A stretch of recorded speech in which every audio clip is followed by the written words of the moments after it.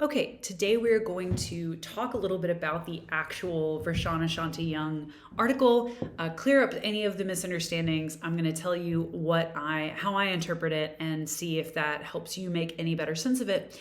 But also we're going to talk about your personal voice because you're going to have to use your personal voice in the first essay that you write for this class.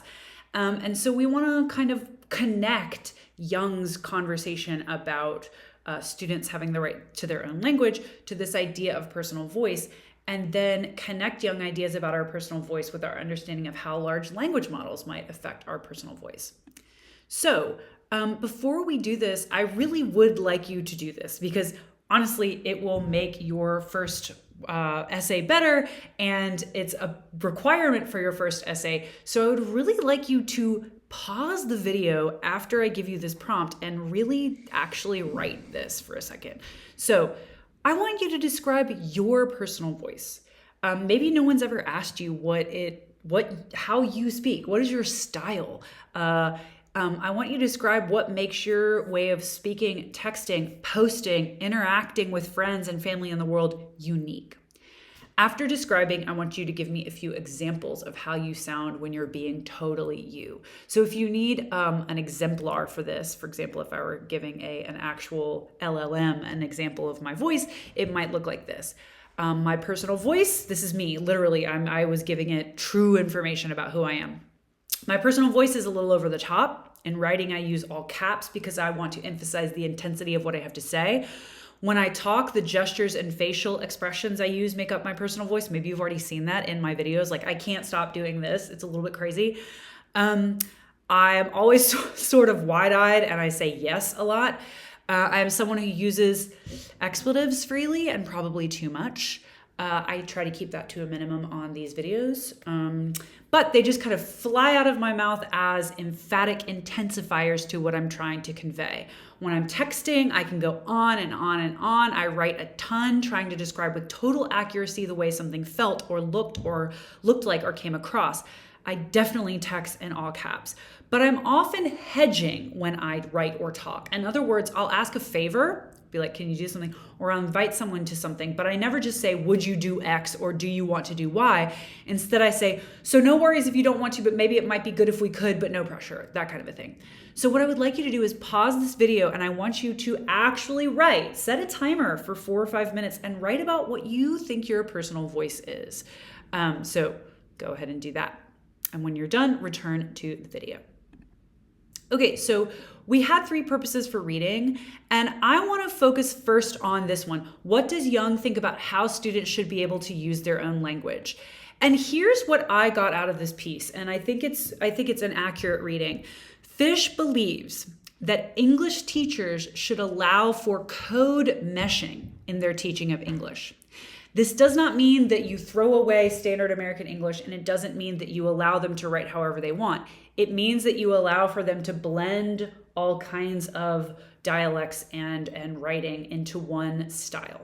So it blends dialects, international language, local idioms, chat room lingo, and the rhetorical styles of various ethnic and cultural groups in both formal and informal speech acts. It does not abandon or leave out any specific form of language, but instead it gives room for writers and speakers to use a mix of styles to best match and serve whatever audience they're addressing.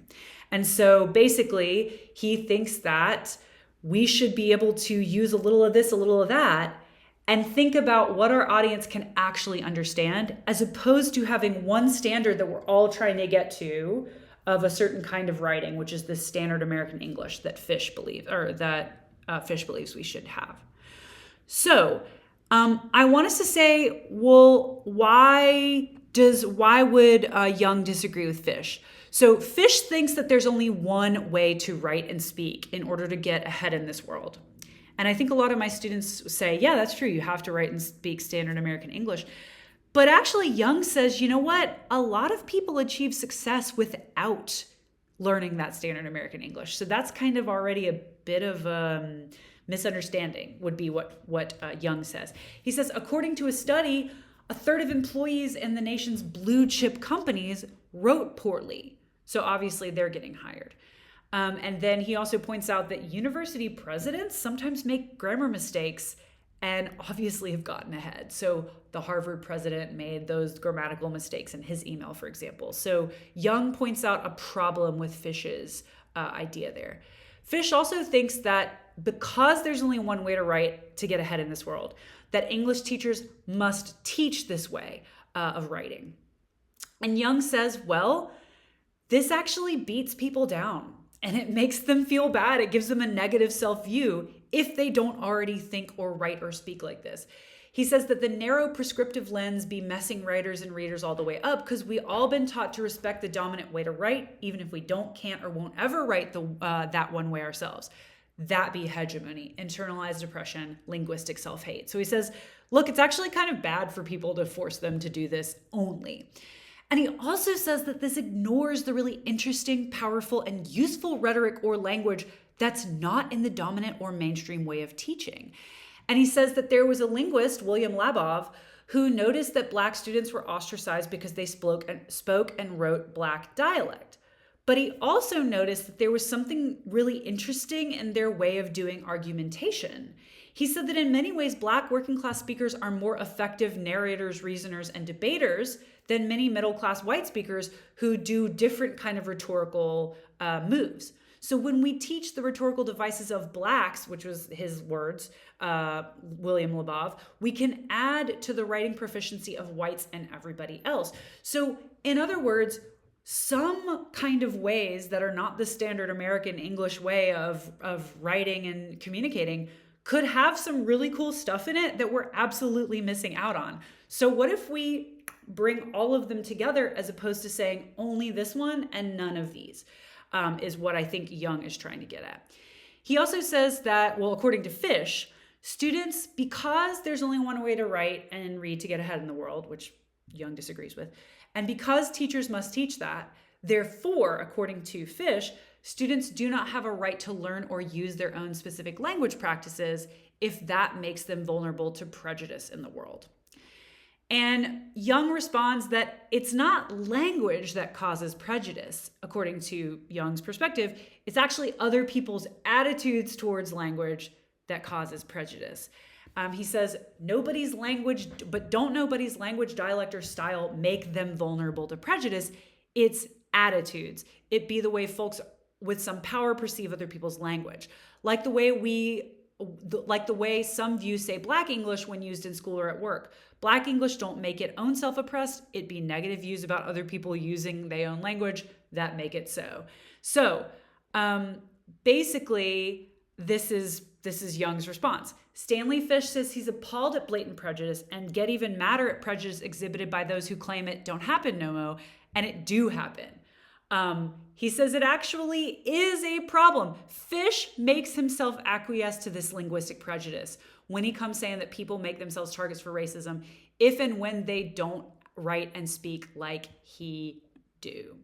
So basically that is to say, even if using and upholding the standard American English protects the status quo, this is what Fish says, we still have to teach it to students. That's his belief. In other words, this just supports prejudice. If we don't start making a change in the way that we teach, we keep supporting these prejudicial outcomes.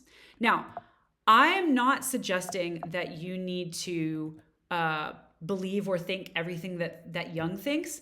I thought this was a really interesting idea because it talks about the way that one way of writing, speaking, and thinking that's often put into academic texts and often put on things that train large language models, for example, have one way of expressing themselves, whereas Young is pointing out that there are so many other ways to express ourselves that might not be captured in a lot of the things that are written and published today. And so what does this have to do with AI? Well, I suggest that GenAI uses published books and information from web pages to train their model, and a lot of that published work is written in standard American English. So I wonder if we keep using and relying on GenAI, and if it doesn't have access to enough written or spoken text in people's authentic voices, then we'll just keep getting more and more writing and communication in this style that excludes a lot of people's actual human personalities. And it's not that that style is bad. There's nothing morally bad about that style.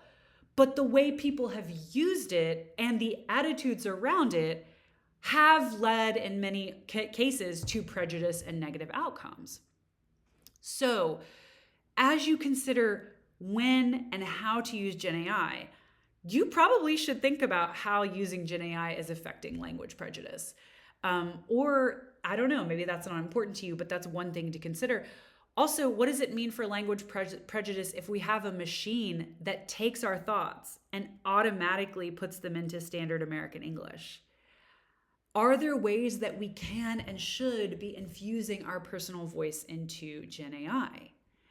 And so that is in part what we're going to be doing this semester, is talking about our own voice, learning about how to understand it, how to cultivate it, and really refuse to let AI take over your entire voice as a writer.